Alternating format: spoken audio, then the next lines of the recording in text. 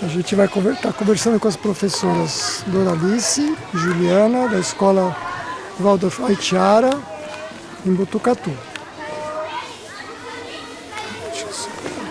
Para começar, falando um pouco da aula, da estrutura da aula, a gente divide a aula em 4 partes, poderíamos dizer, né? A primeira parte, que seria a parte rítmica, onde a gente então trabalha com o movimento, com o corpo, faz roda, falamos poemas, cantamos. Essa seria então a primeira parte. A segunda, então a gente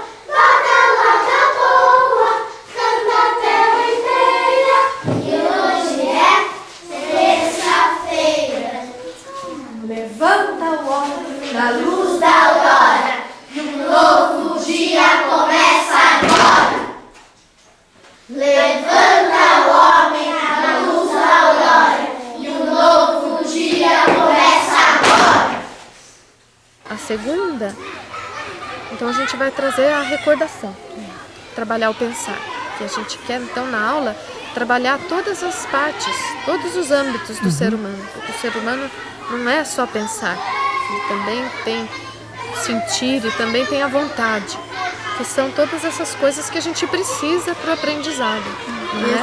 O objetivo de trabalhar o ritmo tem a ver com acordar o corpo inteiro, né? Por isso a gente, inclusive, fazemos caminhada às vezes, antes também.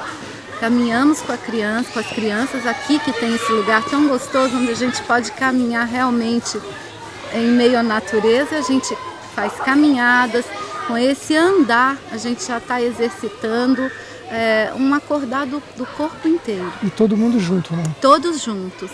E assim, as crianças encontram coisas bonitas por aí, eles vão conversando e falam bastante nessa caminhada também. Quando chegamos na sala de aula, aí fazemos o ritmo. Não são todos os dias que a gente caminha, isso depende do professor, depende de como ele prepara essa aula dele. Mas o dia que caminhamos, mesmo assim, entramos e fazemos o ritmo em roda, porque também isso promove uma integração no social, né? Esse ritmo de cantar, de recitar poemas, e na roda ainda. Né? E tem o físico da mão. Tem o físico, e a gente promove também músicas, poemas que façam com que as crianças, né, até se toquem, né? Se abracem e se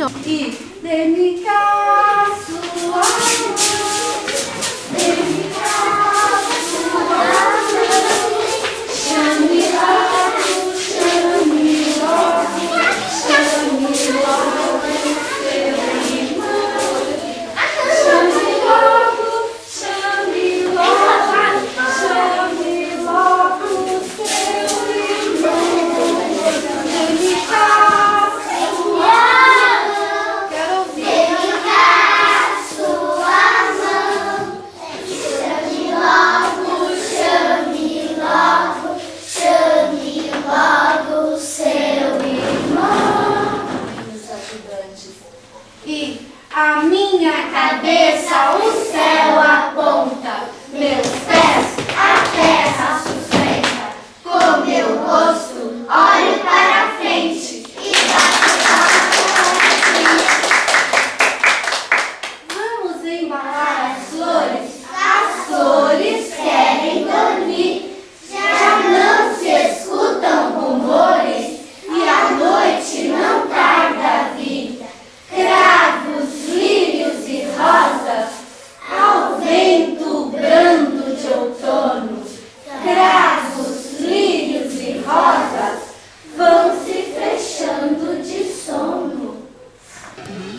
E além de preparar o corpo, o ritmo eu considero assim, uma parte muito importante de preparar para a matéria.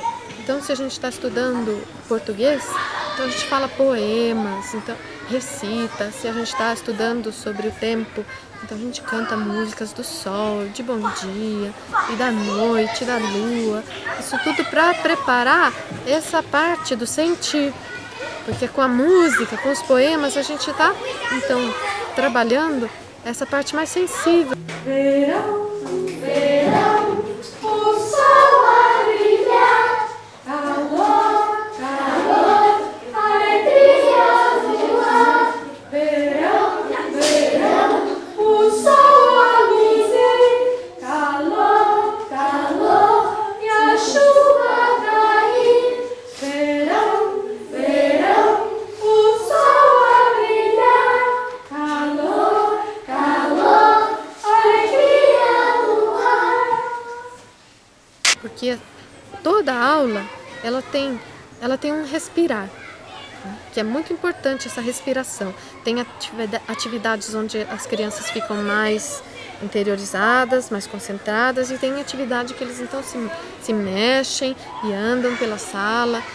Atividades com canto, por exemplo, que leva para fora, né? E atividades que trazem para dentro.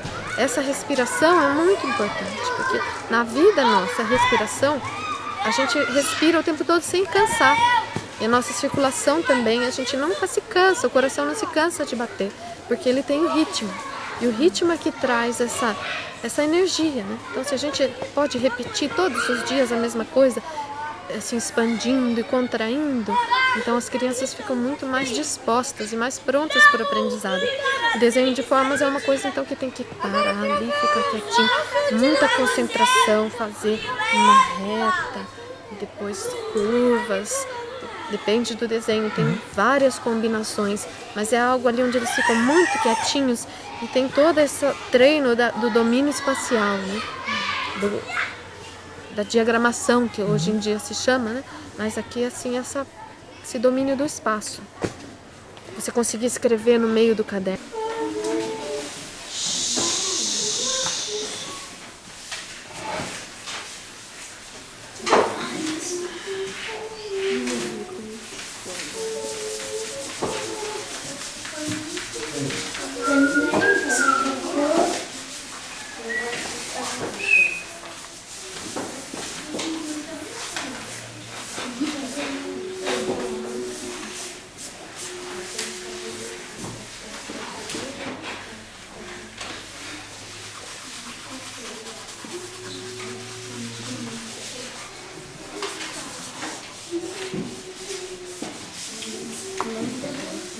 Na verdade, a gente trabalha sempre do todo para as partes. Então, isso faz parte da alfabetização, que inclui esses 3 anos, né? Primeiro, segundo e o terceiro também. Um pouco menos, mas o professor também ainda... Claro, do todo para as partes vai sempre. Sim, claro. Né? Mas... especialmente nos primeiros anos, o professor então traz a imagem das letras, né? Um desenho, algo que de fato tem alguma ligação com aquela letra, para a criança vivenciar de novo a partir desse sentir, né? Por isso que tem também as histórias, né? A gente conta pequenas histórias que tem a ver com esta letra, e nós trazemos então o desenho no primeiro dia. No segundo dia trazemos a letra. Professora, o Caio vai querer te dar um chute aqui Eu dentro já do soube, já conversei com o Caio faz tempo, tá bom? Tá? Pode ficar tranquilo. Estamos no meio de uma escola, é assim mesmo. Então, bom, eu estava dizendo que no segundo dia, então, nós trazemos a letra, a grande letra. Que está dentro daquele desenho, né? Que tem a ver com esse desenho. Por exemplo, quando a gente trabalha o B, aí nós podemos usar o B com a asa da borboleta. Que já traz, né? a forma. Já traz uma forma. Porque foi esse o caminho, né, que a humanidade fez. Sim. Por exemplo, os egípcios, que eles faziam os desenhos, né? Esse foi realmente o caminho da humanidade, só que a gente vai fazer alguma coisa que está ligado com a criança.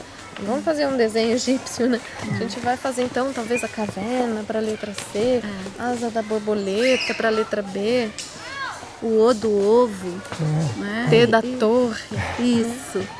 E cada professor vai buscando imagens que ele percebe que as suas crianças estão naquele momento vivenciando algo que de fato, por exemplo, se eu trago a borboleta na época da Páscoa, talvez isso esteja mais vivo nesse momento de estar trazendo o B. Até por isso a gente não parte, não começamos a trabalhar com a alfabetização do A até o Z. Nós escolhemos letras que têm a ver, que têm alguma ligação no que eles estão vivenciando naquele momento, para isso ficar mais interiorizado, mais fácil. Essa parte da história seria mesmo a segunda parte da aula, né? Isso, aliás, a terceira, se a primeira é o ritmo, a segunda é o pensar, a terceira então é o sentir, onde a professora conta a história para depois apresentar a letra ali, né? Então sempre trabalhando todas as partes. Nessa primeira, a gente então recorda o que foi que nós fizemos ontem, como foi a aula, o que nós escrevemos na lousa, qual foi a história que a professora contou, onde a gente ativa o pensar mesmo, a memória, a recordar. Depois, então, com as histórias, traz o sentir e a última parte seria o trabalhar no caderno, o fazer. Então, ali a gente vai movimentar, então, os membros também, mais uma vez, agora ali no trabalho. E eu reparei, assim, que tem esse processo, essa forma de trabalhar, né? Tem dá para perceber a harmonia na classe, né? Ontem, no segundo ano, quando eles foram arrumar as carteiras, tirar as carteiras para fazer a roda, né? Eu até desliguei a câmera e falei, agora vai ser o caos, né? Mas não foi, não. Em 2 minutos estava tudo arrumado, tudo do jeito, todos eles sentados. Eu falei, puxa, eu devia ter filmado aqui. Ela faz isso, se ela faz todos os dias do mesmo jeito, eles estão seguros e já sabem o que vai acontecer. Então, eles fazem sem confusão. Você nos perguntou como é isso de cobrir as letras. Então, eu estava contando que nós trabalhamos do todo para as partes. Então, é isso.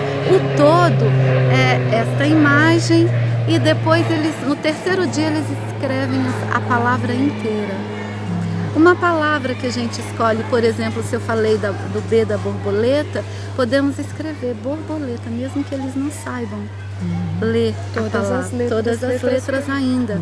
Mas escolhemos uma palavra bonita, que tem algum sentido, algo que seja belo e que tenha já essa ligação, né, que nós já trabalhamos antes, na história, na conversa com eles.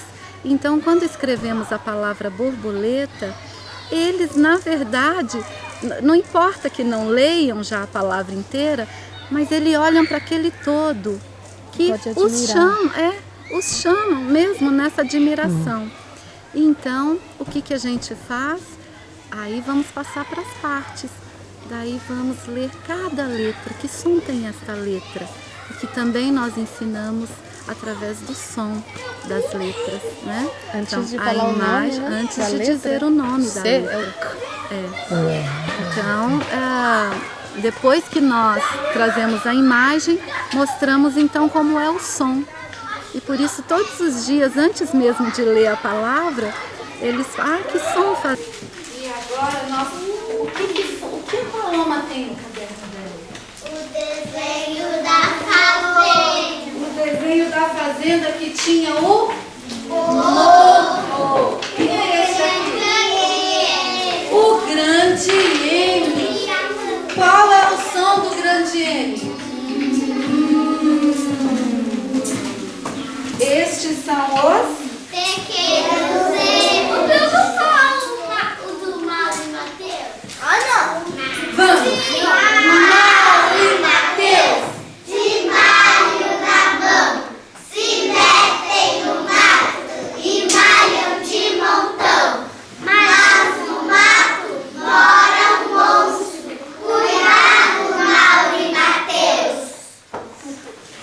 agora, o que nós escrevemos com o grande M?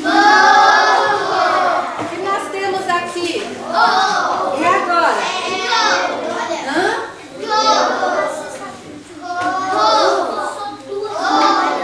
E agora, cara? Nós temos agora o Jardim das Borboletas. O grande B. O grande B. Que som faz essa letra?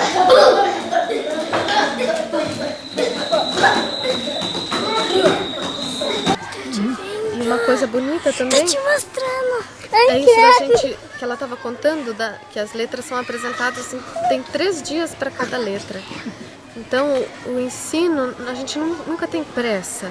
A gente trabalha no ritmo da criança. Então vai devagarzinho. No primeiro dia conta a história. No segundo dia traz a imagem. No terceiro dia escreve uma palavra grande, né? No segundo dia talvez escreve só a letra. Aí também a gente pode preparar de muitas maneiras isso, mas tem esse tempo.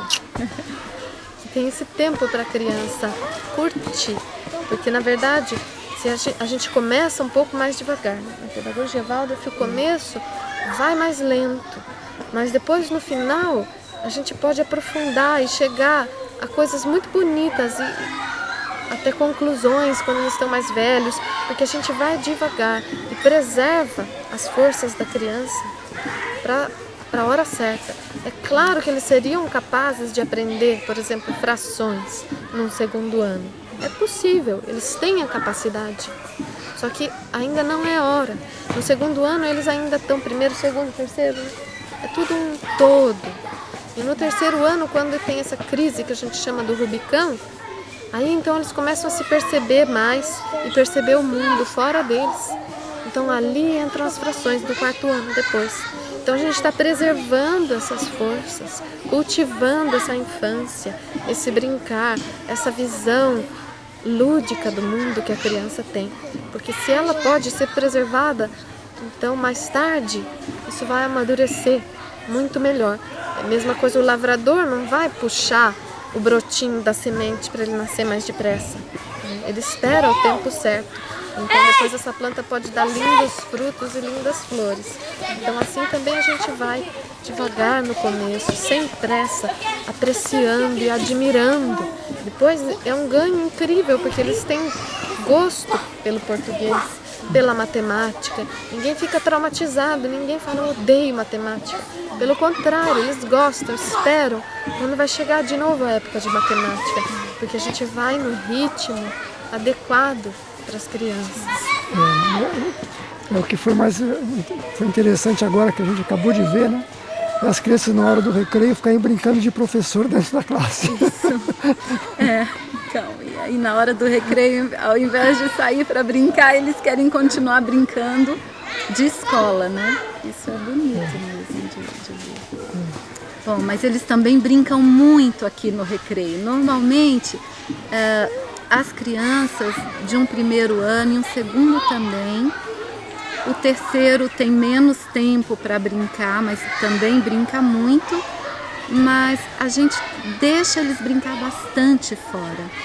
E eles constroem casinhas, cabanas, eles constroem castelinhos lá na areia, eles fazem brinquedinhos com folhas. Outro dia fizeram presentes pra gente, colares, pulseiras, coroas, e deram, né?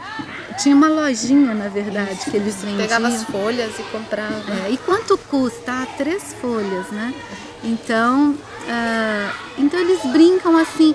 Realmente esse brincar é tão importante ainda quanto estar dentro da classe aprendendo, que também precisa ser lúdico esse aprender ainda.